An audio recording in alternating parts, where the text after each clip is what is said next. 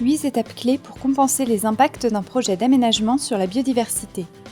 Dans le cadre de la séquence Éviter, réduire, compenser, la compensation écologique vise à générer des gains de biodiversité au moins aussi importants que les pertes qui n'ont pas pu être évitées ou réduites. Elle vise 2 objectifs.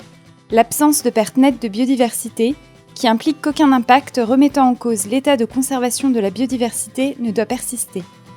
L'équivalence écologique, qui implique que les mesures de compensation doivent cibler les mêmes habitats, espèces et fonctions écologiques que ceux affectés par le projet. Étape 1.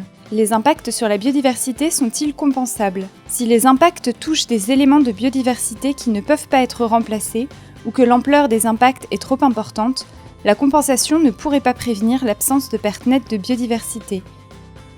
Étape 2. Les impacts résiduels sont-ils significatifs ? S'ils perturbent, altèrent ou détruisent des espèces ou des habitats au point de remettre en question leur état de conservation ou des fonctions écologiques essentielles, les impacts sont significatifs et doivent alors être compensés. Sinon, il n'est pas nécessaire de compenser. Étape 3.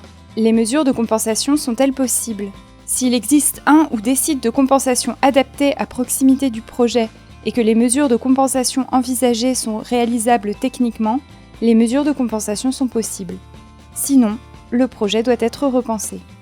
Étape 4. La méthode de compensation permet-elle d'évaluer l'atteinte de l'équivalence écologique ? La méthode de compensation doit être cohérente avec la réglementation, avec l'état actuel des connaissances écologiques, et elle doit être transparente, explicitée et justifiée. Sinon, elle doit être complétée ou changée. Étape 5. Les informations choisies pour évaluer les pertes et les gains sont-elles exhaustives ? Le tableau des informations requises pour le processus de dimensionnement recoupe les 3 composantes de biodiversité à prendre en compte, les espèces, les habitats et les fonctions, et permet de vérifier que les pertes et les gains sont exprimés de manière comparable et exhaustive. Étape 6. Les mesures de compensation sont-elles conformes aux conditions législatives ? Les mesures de compensation doivent être efficaces, être effectives dès les premiers impacts, être effectives dans le temps tant que dureront les impacts. Sinon, il faut modifier les modalités de compensation ou repenser le projet. Étape 7.